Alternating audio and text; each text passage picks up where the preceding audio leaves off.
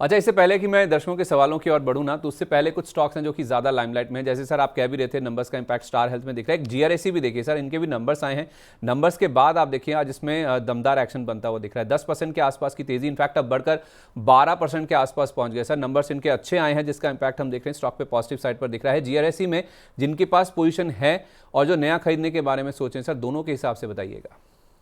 देखिए, नया खरीदना मुझे लगता है कि आपके लिए एक ट्रैप हो सकता है। नया खरीदने की कोई जरूरत नहीं है। जिन्होंने मनी नाइन फॉलो किया है, मुझे फॉलो किया है, कब से बोल रहा हूँ होल्ड कीजिए, बने रहिए, all time high on the वे।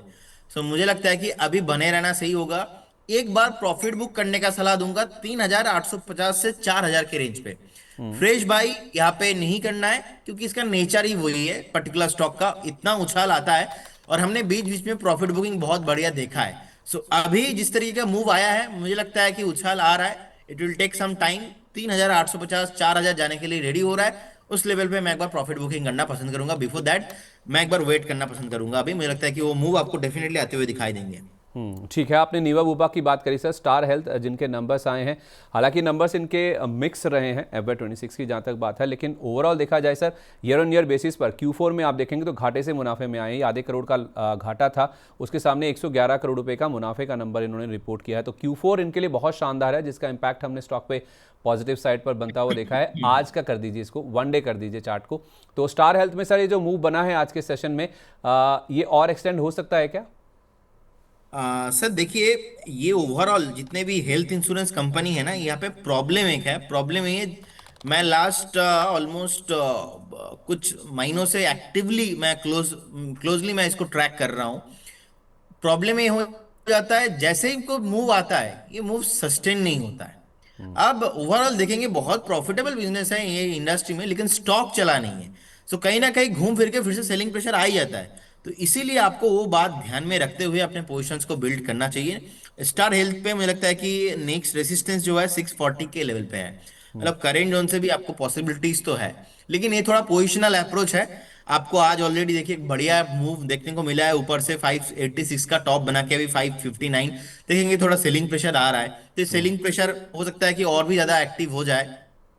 और हिस्ट्री में भी यही हुआ है।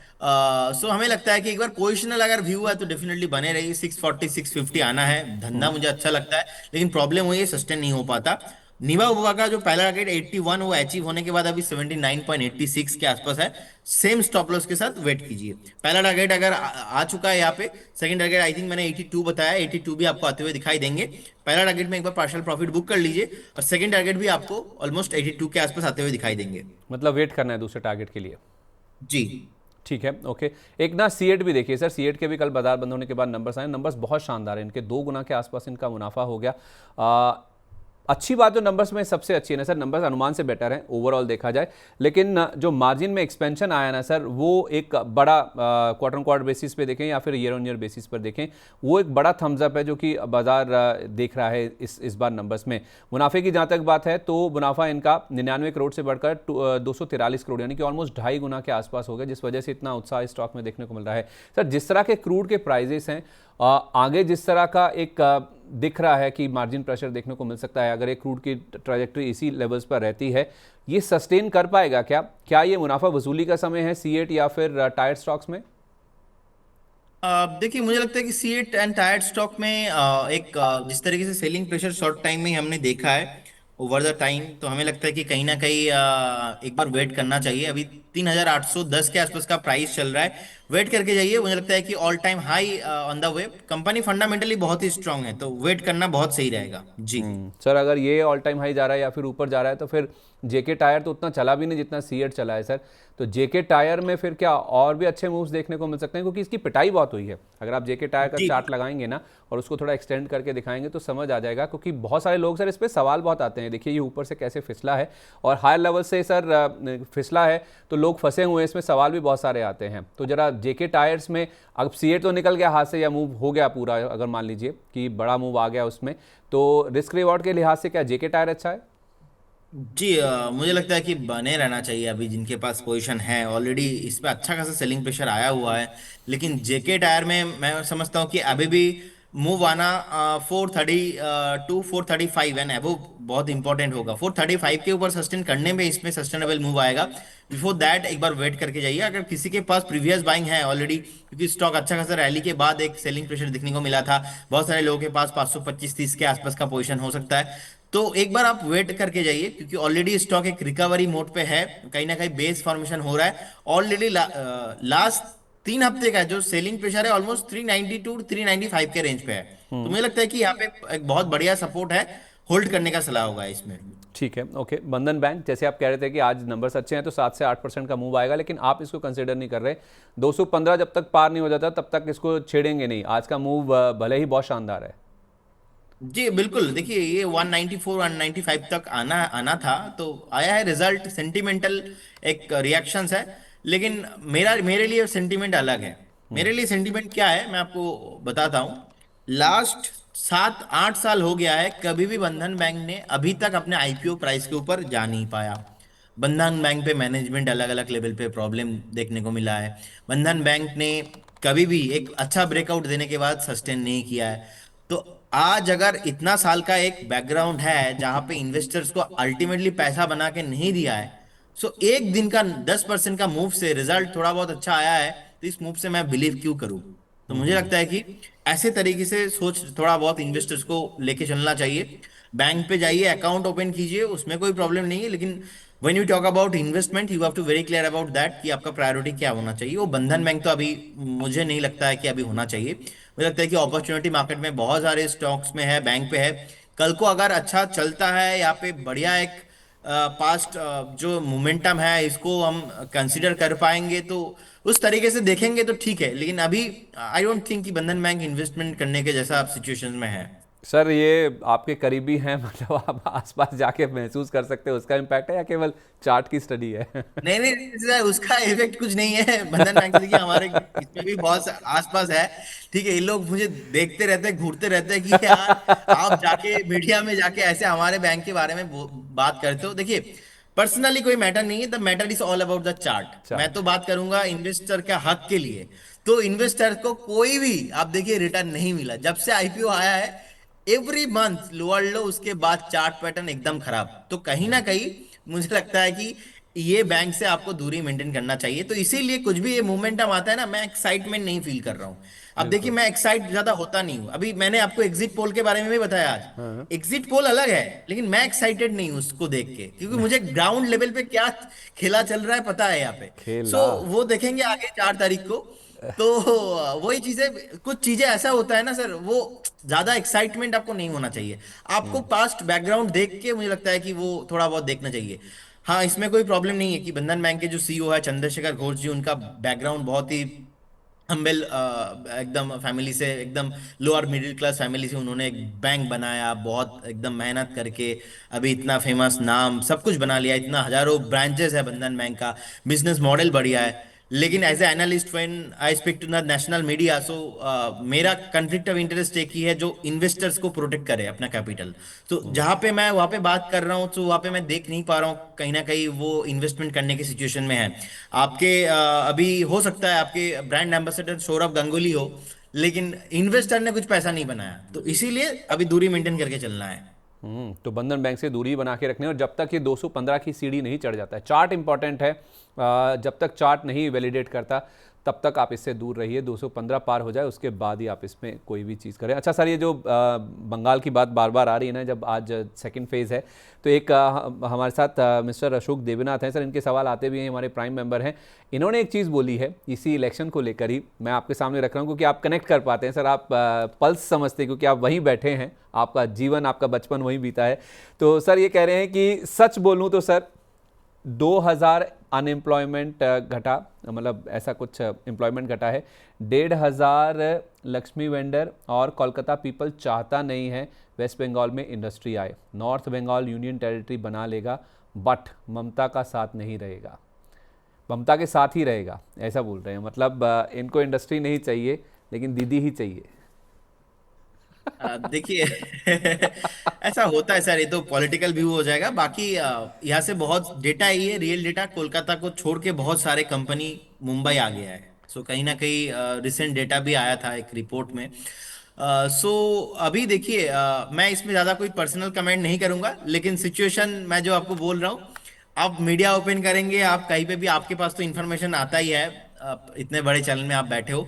तो पर्सनली मैंने यही देखा, सब जगह मतलब बीजेपी का ही पोल आ रहा है कि बीजेपी आने वाला है। इससे पहले इलेक्शन में भी यही हुआ था। अब लेकिन ममता बनर्जी को हराना इसलिए मुश्किल है। अब देखिए, प्राइम मिनिस्टर लास्ट एक हफ्ते से कोलकाता में ही था, अभी भी आज है कि चले गए, I don't know. Amit Shah ji तो 15-20 दिन से इधर ही है। पूरा इलेक्शन कमीशन, सीबीआई, ईडी, सब लोग सर इधर ही है। सो तो मैं मैं वही समझ रहा हूँ बोल रहा सर, जो आप हाईलाइट करने की कोशिश कर रहे हैं ना, मैं समझ रहा हूँ। हर चीज़ बोली नहीं जा सकती।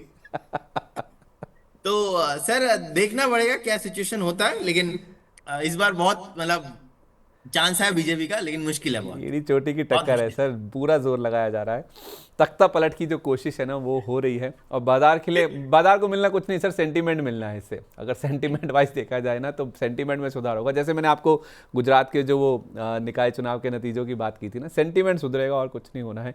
बीजेपी की जो सिचुएशन है वो और इंप्रूव होती हुई नजर आएगी। अच्छा, मनमोहन जी कह रहे हैं RIL SSWL bank of India में क्या व्यू है 6 मंथ्स का।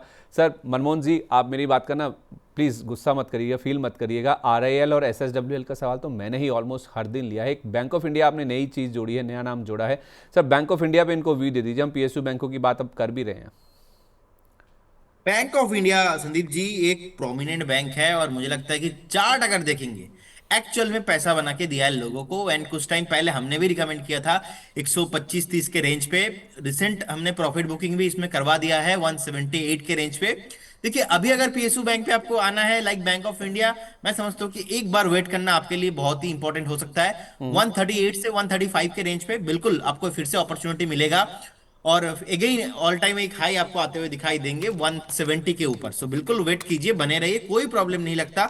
शॉर्ट टाइम में भी अपॉर्चुनिटी इसमें है। ठीक है सर, एक बार एटर्नल देखिए। एटर्नल में क्या हुआ, कल स्टॉक काफ़ी ज़्यादा गिरा था।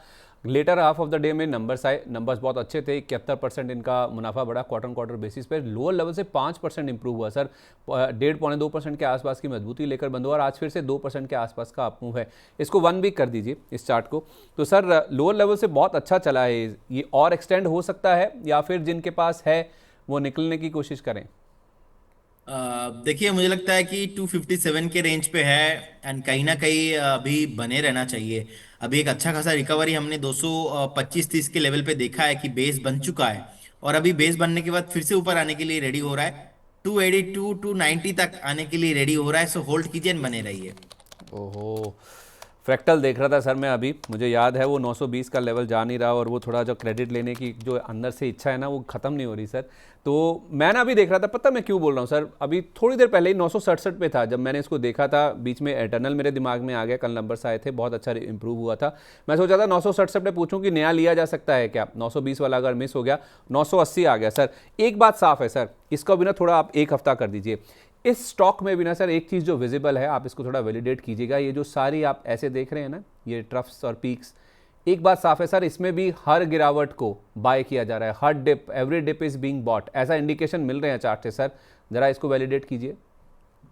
जी डेफिनेटली, देखिए, अगर इसको नीचे जाना ही होता तो कहीं ना कहीं जो रिसेंट डीप था एग्जैक्टली 725 770 के रेंज पे, वहां से बाउंस नहीं करता। अगर इसको नीचे जाना ही था तो कहीं ना कहीं 750 से अच्छा खासा जो बेस देखने को मिला है, ये देखने को नहीं मिलता।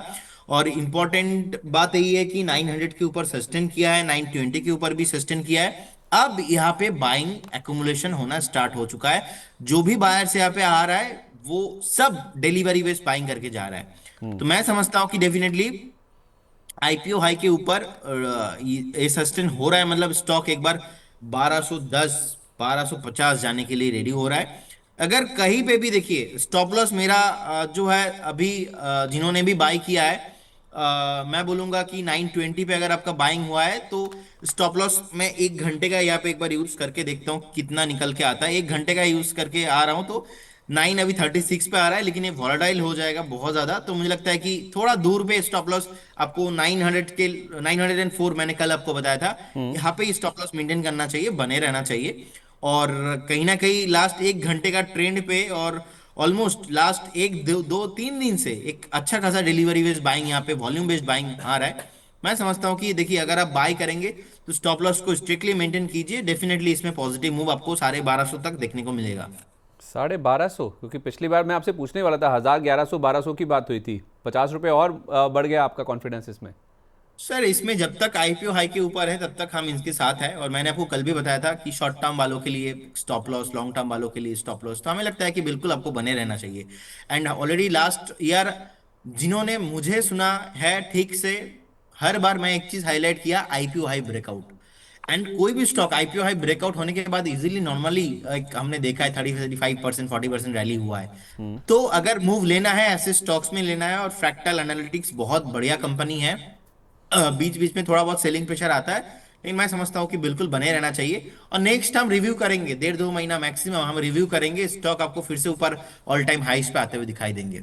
ठीक है, एक ना सर, आप सुशील जी का सवाल ले रहा हूँ, फिर मैं एयरटेल की बात भी आपसे करता हूँ। सुशील जी कह रहे हैं कि एक तो आरती इंडस्ट्रीज़ में मुझे ब्रेकआउट लग रहा है, मैंने इसमें एंट्री ली है आरती इंडस्ट्रीज़ में 501 पर, इन एंटिसिपेशन कि इसके टारगेट आ जाएंगे 518 और उसके बियॉन्ड। अगर आप मानते हैं इस चीज़ को तो थोड़ा टाइमलाइन बताइए कि कितने टाइम में ये हो सकता है। 501 पे एंट्री है सर इनकी, 7 रुपये इनके अभी भी बन रहे हैं।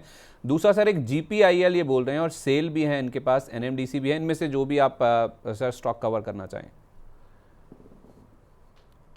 देखिए आरती इंडस्ट्री संदीप जी 507 के लेवल पे चल रहा है, और मुझे लगता है कि होल्ड रखना चाहिए। 635 640 तक ये रैली कंटिन्यू होने का हाई पॉसिबिलिटीज दिख रहा है मुझे। और सेकंड आपने बताया जीपीआईएल, राइट? GPIL जैस सर, जो इनकी एंट्री है 297 की, ये एंटिसिपेट करें 334 का टारगेट सर। हाँ सर, ये टारगेट हमने ही दिया था, और मुझे लगता है कि इजीली पॉसिबिलिटीज है, बहुत बढ़िया कंपनी है, होल्ड कीजिए, बिल्कुल होल्ड कीजिए, बने रहिए। एंड ठीक है। यहाँ पे इजीली आपको एक बार 325 से 330 शॉर्ट टाइम में आपको आते हुए दिखाई देंगे, होल्ड कीजिए। सेल या NMDC में से कोई ऐसा स्टॉक जो आपको अच्छा लग रहा हो तो ही हम इसकी बातचीत करें। सेल सर मुझे बहुत बढ़िया लगता है, और डिस्क्लेमर है सेल को लेके, रिसेंटली आई थिंक हमने कॉल दिया है, जो हमारे प्रीमियम मेंबरशिप पैकेज में है उनको हमने कॉल दिया है। सेल का डिस्क्लेमर है, क्लाइंटों के पोर्टफोलियो में हो सकता है, हमारा इसमें कोई कंफ्लिक्ट ऑफ इंटरेस्ट नहीं है। सेल का चार्ट बहुत बढ़िया लग रहा है, 210 15 20 तक जाने का पॉसिबिलिटीज है। एनएमडीसी एक बार मैं देख लेता हूँ, एनएमडीसी का क्या सिचुएशन है, 92 के ऊपर आता नहीं है। हाँ 90 के आसपास है अभी।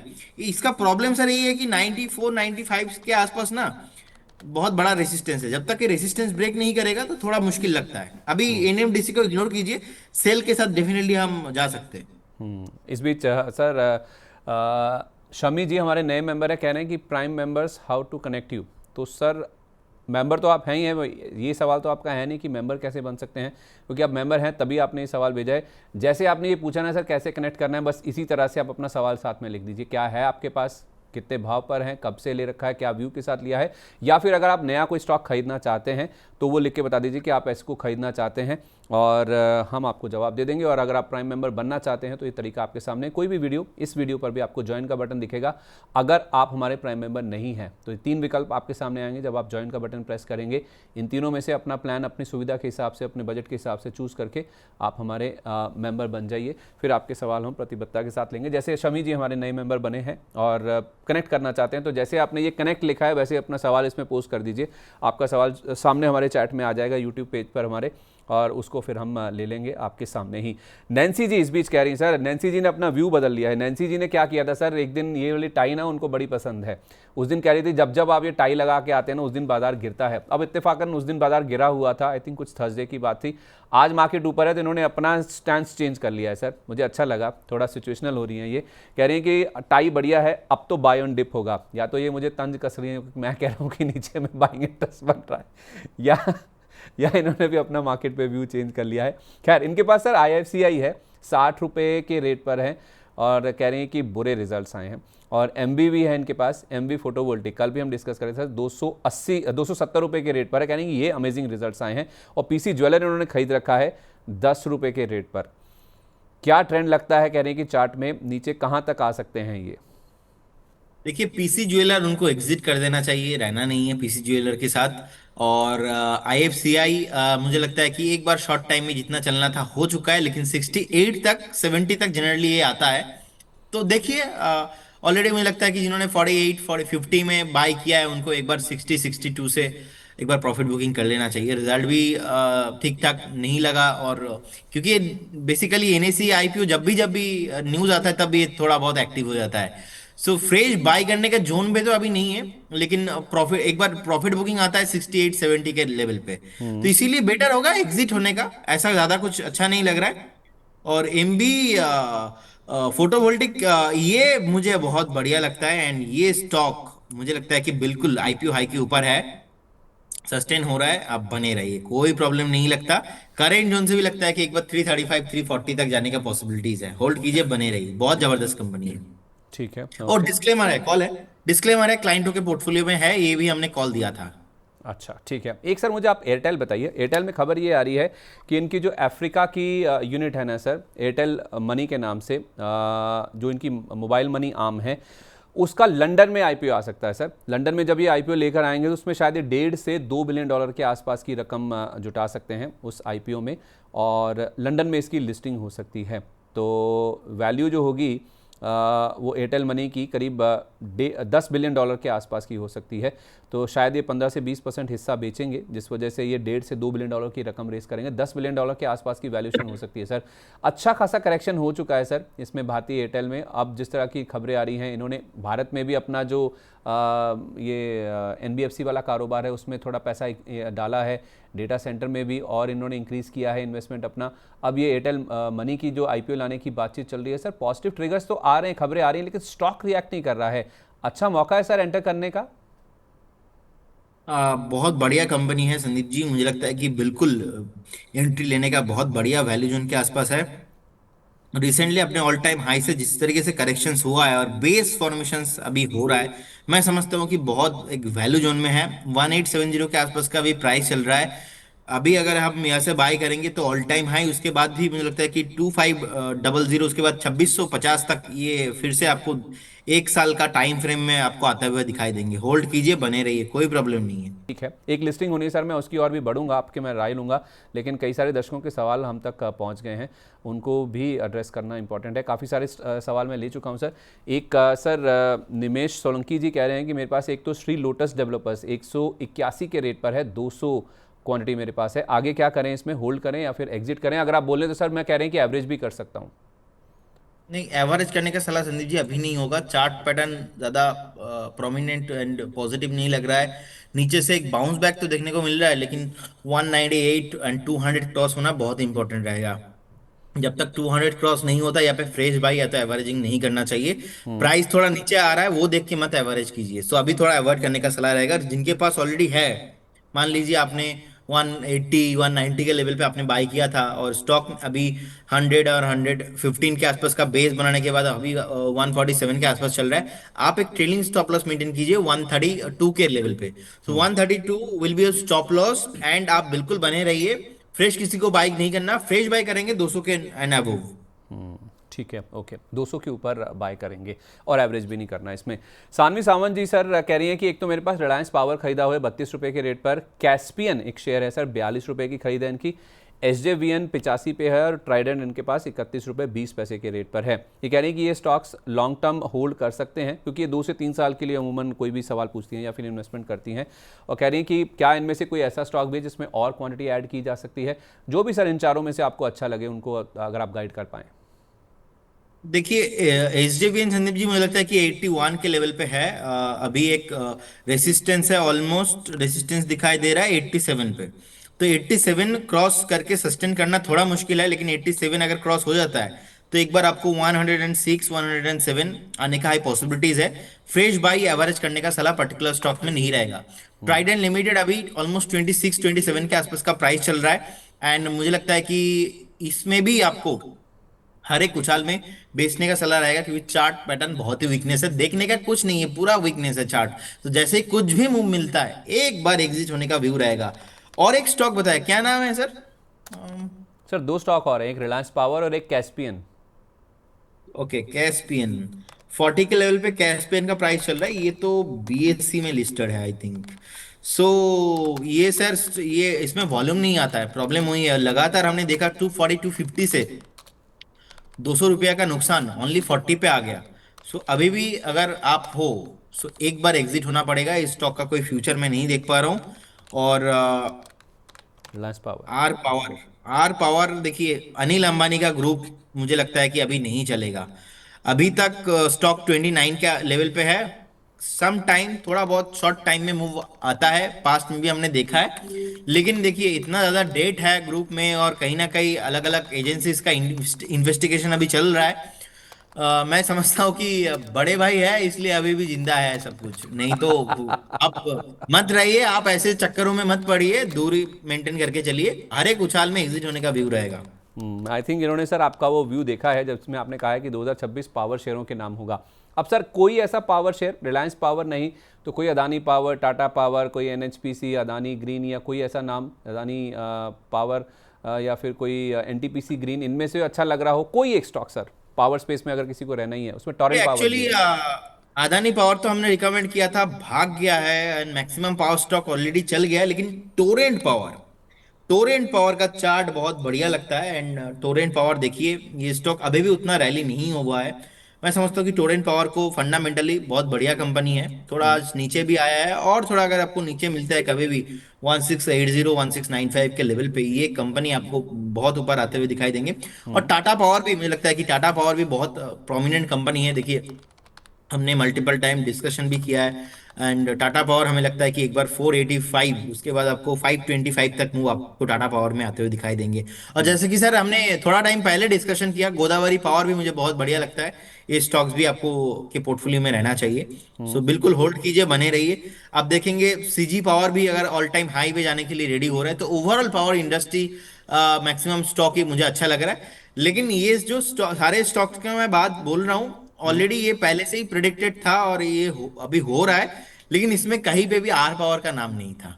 सो काइंडली कृपया करके आर पावर अपने इन्वेस्टमेंट के जो पोर्टफोलियो है उसमें मत इन्वेस्ट कीजिए, क्योंकि उसमें बहुत ज्यादा अलग अलग चैलेंजेस अभी है।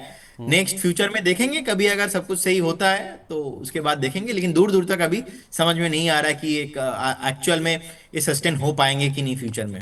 सर इसमें रिलायंस पावर का नाम नहीं था ना, तो उसके साथ साथ सुजलॉन का नाम भी नहीं था, तो सुजलॉन क्या अब ऐड कर सकते हैं क्योंकि अच्छा रन अप आया है इस स्टॉक में। जी देखिए, अभी 57 के आसपास है। बाइंग जोन अभी होना चाहिए 51 52, स्टॉप लॉस 47 48 होना चाहिए, टारगेट आपको 64, उसके बाद 68 70 तक आपको मूव आते हुए दिखाई देंगे।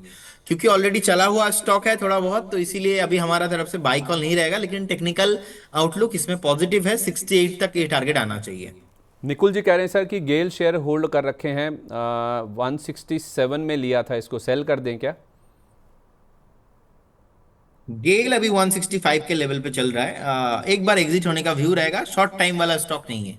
तो बेटर होगा, आप बहुत सारे स्टॉक्स आपको मिलेंगे शॉर्ट टाइम में मूव आपको दिखाएगा। लेकिन अभी इमीडिएट लेवल पे कहीं ना कहीं मुझे लगता है कि थोड़ा बहुत दूरी आपको मेंटेन करके चलना है जी। ठीक है। अच्छा, ये निष्ठा जी कह रही हैं, माइनिस के नाम से इनकी आईडी है, एमवी फोटोवोल्टिक और फ्रैक्टल एनालिटिक्स करंट लेवल पे ले सकते हैं। दोनों स्टॉक्स हम डिस्कस कर चुके हैं। आई थिंक निष्ठा जी आपको आपका सवाल का जवाब मिल भी गया होगा। अब दो सवाल मिलते जुलते आए हैं सर। एक है परमप्रीत सिंह जी का, ये हमारे प्राइम मेंबर है, और एक सयानी जी का सवाल है। माफ़ कीजिएगा सयानी जी, आप मुझे ना अपना नाम लिख के भेजिएगा, कैसे प्रोनाउंस करते हैं, थोड़ा टीडियस है। ये कह रहे हैं कि सर मुझे फ्रेश बाय करना है any stock for 6 months, please recommend. ये साइनी जी बोल रही हैं। और परमप्रीत जी कह रहे हैं कि मेरे पास 10 लाख रुपए हैं सर, इन्वेस्ट करना है, ये सही टाइम है पहले तो ये पूछ रहे हैं, या फिर वेट करें, अगर राइट टाइम है तो कोई स्टॉक सजेशन कर दीजिए शॉर्ट टू मीडियम टर्म या फिर लॉन्ग टर्म इन्वेस्टमेंट के हिसाब से भी। 10 लाख रुपए इनको लगाना है, ये कह रहे हैं कि शॉर्ट मीडियम लॉन्ग टर्म हो सकता है। और साइनी जी कह रही हैं कि मेरे पास 6 महीने का समय है, उस हिसाब से बताइए। पैसा इन्होंने नहीं बताया कितना इन्वेस्ट करना चाहती हैं, लेकिन समय बताया कि 6 महीने का है। देखिए भेल का स्टॉक मुझे अच्छा लगता है, अभी 351 के लेवल पे चल रहा है। अगर आपको 335 से 340 का जोन मिल गया, आप बिल्कुल बाय करके जाइए। उसमें आप 310 का एक स्टॉप लॉस, उसमें आपको टारगेट 385, उसके बाद 425 का टारगेट लेके चलिए। आप डिक्सन टेक्नोलॉजी का चार्ट देखेंगे तो एक अच्छा खासा बेस फॉर्मेशन 10,250 से लेके आपको 10,500 के आसपास अच्छा खासा एक बेस फॉर्मेशन हो चुका है। डिक्सन टेक मुझे लगता है कि कहीं ना कहीं ये स्टॉक आपको फिर से 13,500 से 15,000 तक टारगेट आपको यहाँ पे आना चाहिए। टाटा पावर, जैसे कि हमने डिस्कशन किया, टाटा पावर भी मुझे लगता है कि यहाँ से मूव आपको मिलेंगे। टाटा पावर भी हम लेके जा सकते हैं, और एस्टर डीएम हेल्थ केयर, ये स्टॉक भी हम लेके जा सकते हैं। बहुत ही बढ़िया लग रहा है। और जैसे कि मैंने अभी डिस्कशन किया, फ्रैक्टल एनालिटिक्स, ये थोड़ा आपको ये हाई बीटा काउंटर है, ये थोड़ा इसमें क्वांटिटी कम होना चाहिए, लेकिन 1200 से 1250 तक का टारगेट करेंगे उनसे भी पॉसिबल है। तो ऐसा कुछ स्टॉक्स आप आपका रडार पे रखिए, एंड बिल्कुल आप ऐसे काउंटर्स को बाई करके जा सकते हैं। और बाइंग करने का राइट टाइम कुछ टाइम पहले था, जिस टाइम पे निफ्टी एक बार 22,250, 22,300, 500 के लेवल पे था, 23,000 पे था। अभी जैसे कि 24,000 के लेवल पे है, एक बार हम एक्सपेक्टेशन कर रहे हैं यही, अगर जियो पॉलिटिकली बातचीत चलता रहता है तो कहीं ना कहीं मुझे लगता है कि इसका पॉजिटिव आउटकम तो डेफिनेटली आना ही है। एंड बाकी शॉर्ट टाइम में एक बार एक डीप 30,500, 23,000 तक अगर मिलता है, उस डीप में आप एक्युमुलेशन करने के बारे में सोचिए। So if your planning currently है आप 10 लाख इन्वेस्ट करेंगे, आप 5 लाख कीजिए, 6 लाख कीजिए, बाकी 5 लाख एक डीप में कीजिए।